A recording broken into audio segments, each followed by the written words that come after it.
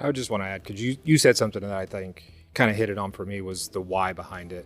And that was a big thing for us, was to recognize, even for the new hired employees and the trainees going through, that if they understand the why behind the protocol, which these PSUs is what we refer to them as, they can be out there on the floor, they can kind of give them that why, make them understand that protocol a little better. So yeah, I definitely think the why for me was definitely a driver for it. This is Tell Me Exactly. I'm your host, Meredith Jensen.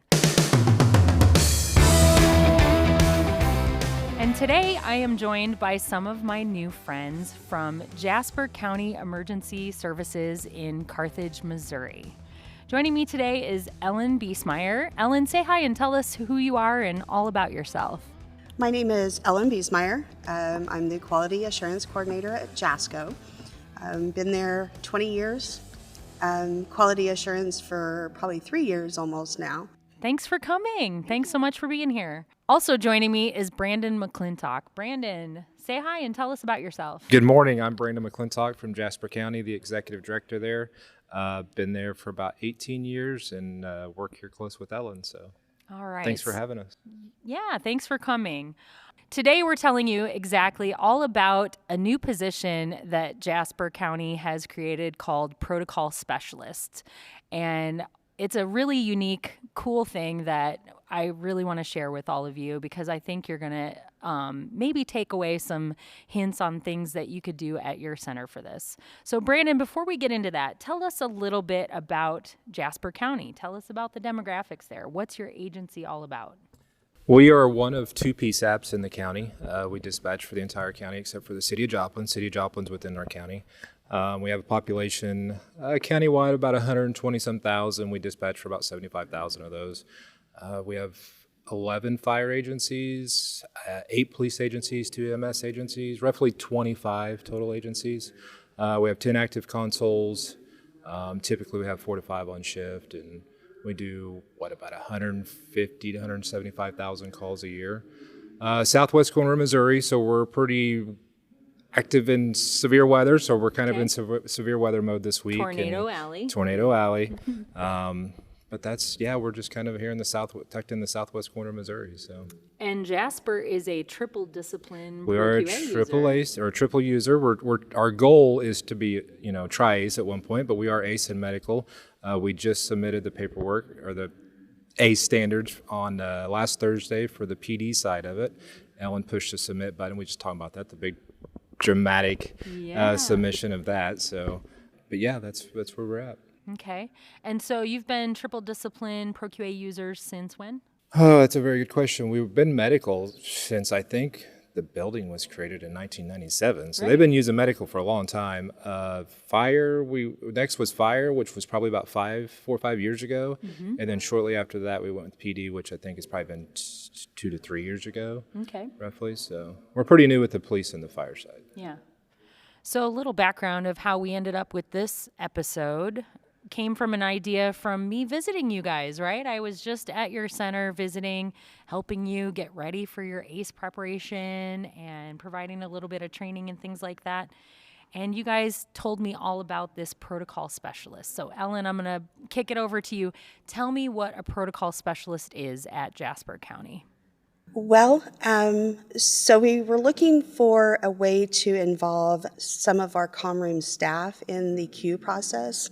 So we took some of the most the ones that are critics about stuff and that give a lot of feedback on reviews, and wanted to have them specialize in a specific protocol or a specific discipline.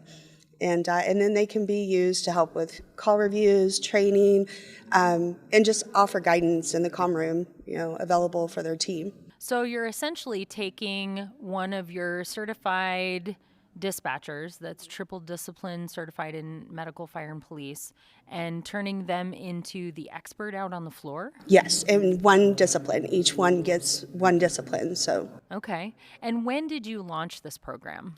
Very recently. Okay. Yeah. A few months ago, we kind of put it in play and got everybody certified. We're still kind of working on schedules to do call reviews, some additional training. Mm-hmm. And so what is the goal for these protocol specialists? What would be their sort of main focus or goal or role? And I think that's where it's kind of interesting because it's so new and stuff, but giving that resource, because I feel like our quality assurance department does really well with the team, with the comm room. They come to us with a lot of questions and want answers and feedback instantly on stuff. So this just gives them somebody that they have available, not admin staff, not supervisors, just somebody that has the knowledge to know where to go and find out stuff. Okay. And Brandon, when you decided to kind of implement this program and create this position, did you have a lot of interest from the floor dispatchers to put their name in the hat? Or did you hand select people? We for really certain hand reasons? selected them. So what we was doing is we was looking for the ones that were good with protocol, who had a good rapport with the team, so the team would feel comfortable going to them. And then we also were looking not just for the ones that were 100% on with protocol. We wanted someone who was also a little critical of protocol. Yeah, a little bit of a contrarian, Yeah. right? So we could, if we could get them on with the idea, and if we could get them solid with protocol, the team should follow that, we felt like, and the team should believe that, if someone who was a critic of protocol at some point in time or was very critical, Apprehensive someone who really looked into protocol, that the team would feel comfortable coming to them. And I think that's what we've done here with the three that we did handpick.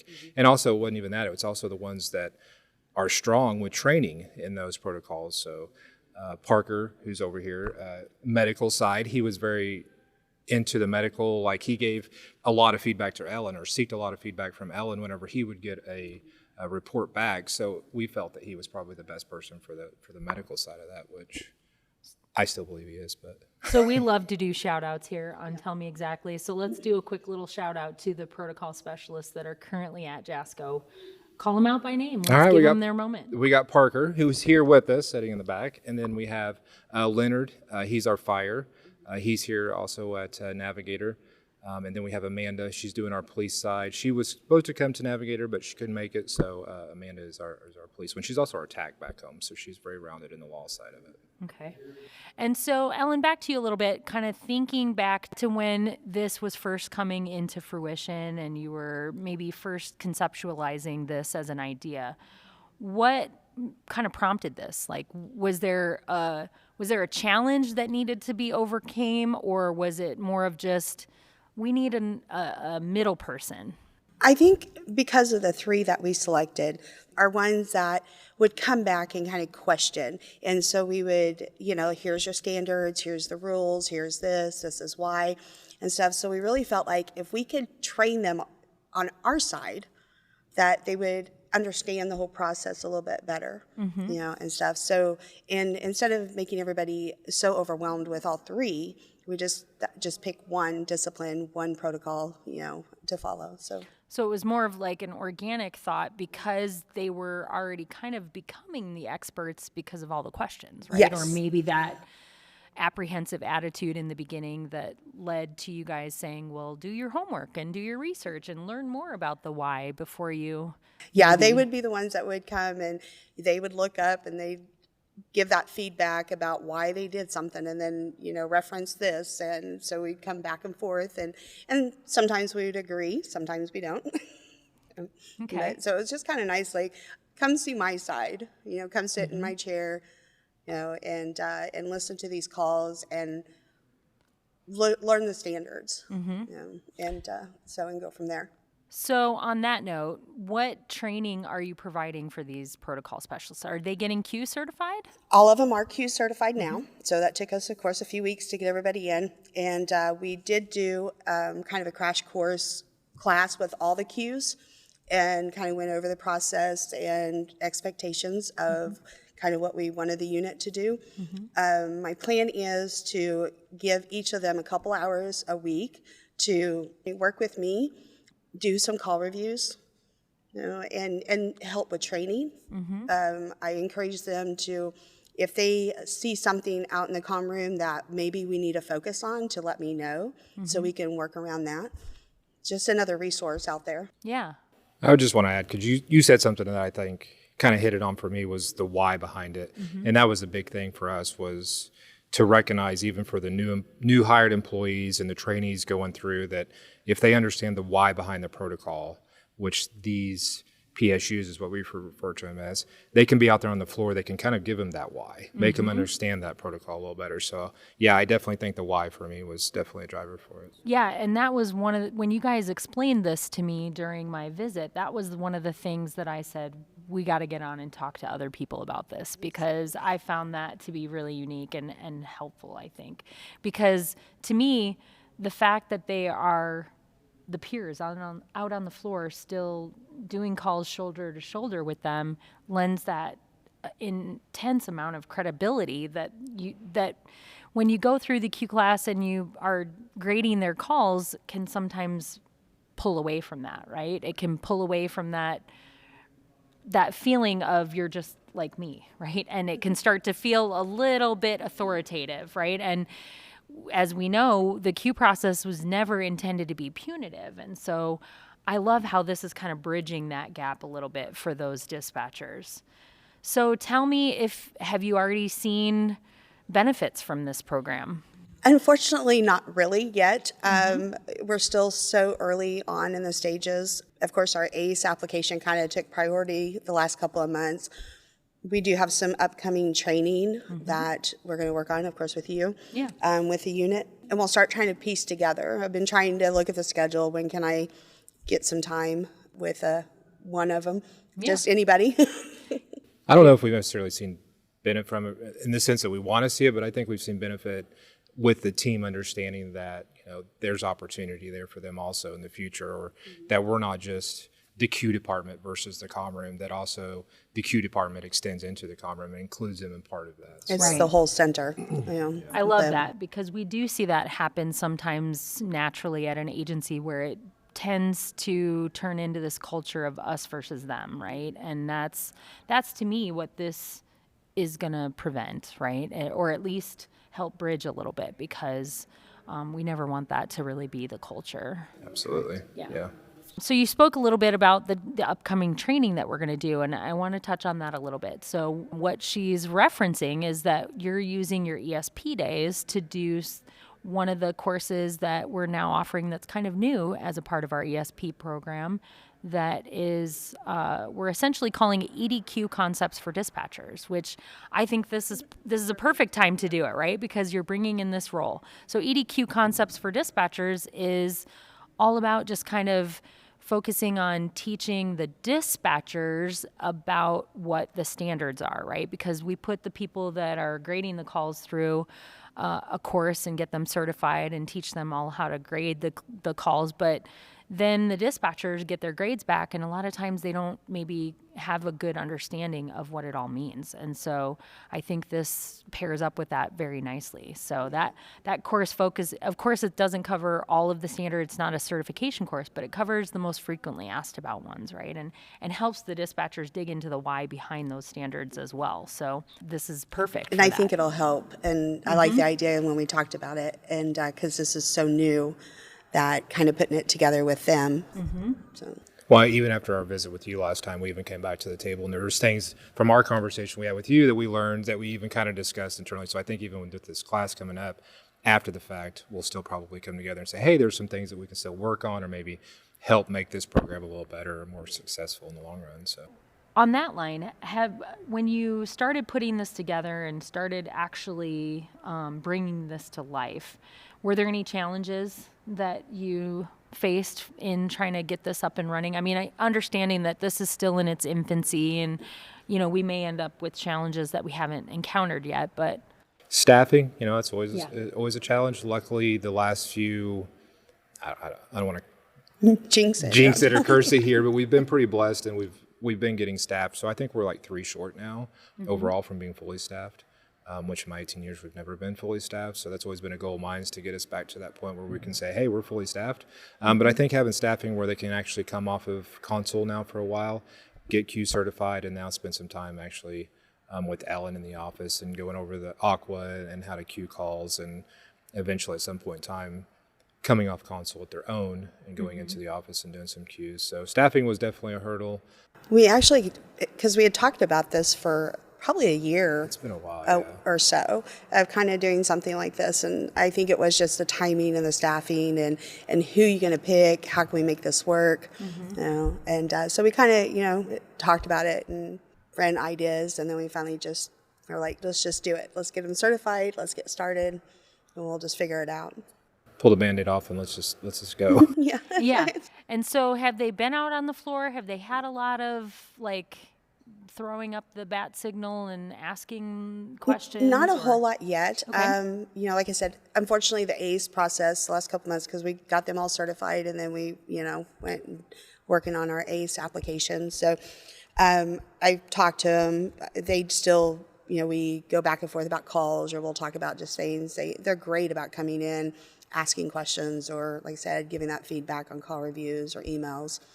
And I just have been encouraging them to keep training. Like, I want them to take it upon themselves to just learn everything you can about that discipline and those protocols. Because when we go, we're going to hit this thing and try to go running and make it work. Right. Yeah. So the goal for them is to really have them digging deep into the additional information, the definitions, the standards, the ProQA as well, right? Yes. And I try to explain to them, I really want them to be self-disciplined, self-motivated, because we're not going to follow around behind them, but I want them to be the ones to take the initiative to learn everything that they can. We're there to help them and guide them and stuff. So I think that's why we selected the ones we wanted, because we knew they were the type of people that would be that way. And I think also it's part of what we have to do, which we've got some workshops scheduled in the next coming months, is to help them understand to not necessarily be out there to enforce rules or to enforce how to do protocol while they're taking calls, but to be more of a resource to the team and kind of be there for them and to coach, not to necessarily correct. Right. We don't want to be the protocol police. Yeah. We want to be the coach that's encouraging and helping them to see things that maybe they didn't see after the call. Right? Yes. Yeah. So I think that's something we just got to work on that we have scheduled. So I think that's going to be kind of an obstacle, and maybe not necessarily an obstacle, but something that we'll have to be clear with. And then I think the other thing was probably consistency. That's a big thing for us, is consistency, is making sure we're staying consistent across the board. And it's okay to say, I don't know the answer to that, but I'll get back with you as soon as I can. It's something that's okay to say. Yeah. Well, and I have a rule, and I tell them, if you're not 110% sure of the answer, don't answer it. Come get one of us, because there's others in there that are Q certified and stuff. So come get with us. So know your answer before you give it. Right. So Brandon, I'm going to kick this one over to you, because when I think about this idea and this program, to me, I see that as another benefit for the dispatchers, as maybe like a step up the ladder, right? Like another rung on the ladder for them to aspire to. Do you see that maybe as an end goal? Yeah, absolutely. I think so. I think that goes back to, extending that reach into the comm room from the QA department, that this is, another opportunity to come up. And we have TCOs, TCO2s. So it's not even just TCO2s that you have to be, or a team leader, that it can just really be anybody in the comm room that can actually fill that role and have ownership. And I think that's important when they have ownership of it. Yeah. Awesome. All right, so now let's get into, for our listeners, if you're hearing this and thinking, this is a great idea, why didn't I think of it? Or you're thinking, this is a great idea and something that I really have been either already trying or wanting to implement in my agency, let's talk about tips that we can provide for our listeners on how to get this off the ground for them. So Ellen, what would you say to that? How would you tell people to get started? So it is a matter of really knowing your people. Like I said, the ones that come and ask questions, the ones that want to be involved, that will kind of go search for those answers, ones that want the knowledge, and the training. So it's just trying to pick out somebody that, can just bring a different perspective on things, and that we can debate. Parker and I debate all the time. So, and it's fine. I love the discussions. I love the different views. So you really want to focus on somebody like that that's going to support the team. Like I agree. Yesterday, one of the classes, they said, like you may not agree in your department, but when you go out there, you have to agree and be on the same page. Sure. And stuff. So I like that, and that's kind of what I want to enforce. Okay. And from your perspective, Brandon, any other sort of lessons that you learned as you were trying to get this off the ground that you could tell agencies to consider that you maybe didn't think of? No, I would just say kind of state your why you want to do that, what your goal is, your ultimate goal, your long-term goal, and maybe not necessarily look at it as supervisory positions, but look on it as who's going to be the one that's beneficial for the comm room, beneficial for the agency, and also the one that's going to be critiquing some of that too along the path, because that's where I think you get some of your growth is whenever someone critiques something or someone doesn't agree with everything, they give you that feedback. That's how you grow. That's how you change things. So for me, that was part of it. And then I think just staying consistent, with that goal over time, long-term goals. Did you have anybody that turned you down when you said, we want you to do this, and they said absolutely not?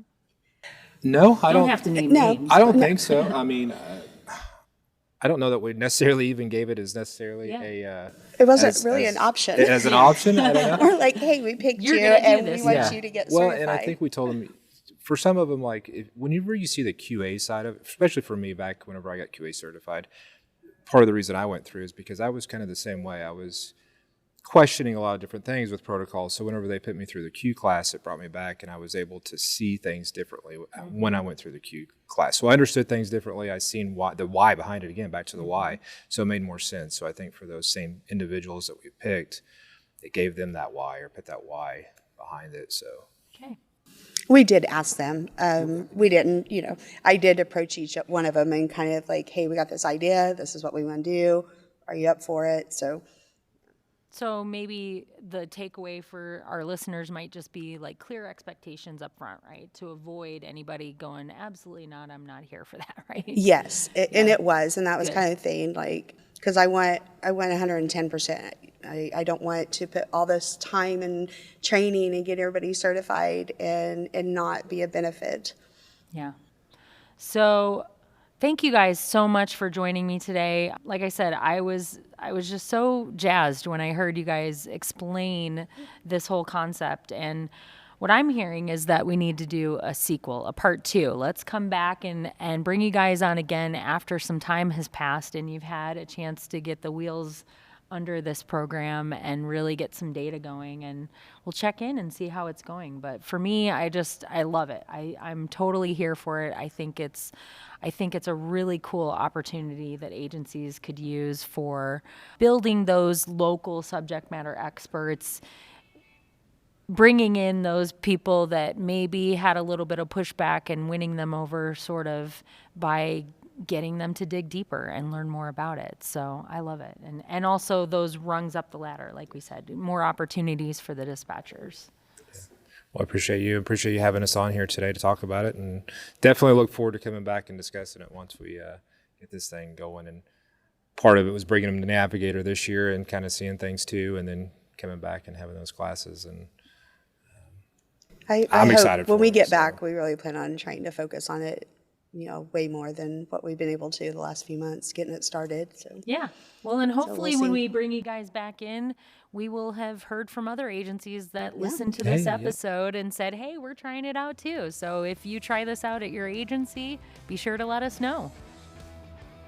All right. Sounds Thanks, good. guys. Thank you. Thanks for tuning in. If you enjoyed the show, give us a 5-star rating wherever you get your podcasts. Be sure to let us know what you liked and subscribe and follow us on Instagram and Facebook. Look for @TellMeExactly to get the latest on all things emergency communications. Tell Me Exactly is a Priority Dispatch Corporation podcast developed by our team of protocol experts and hosted by me, Meredith Jensen, with Cody Ekman as producer, Reading Roberts as sound engineer, Scott Robinson and Jason Barber as executive producers.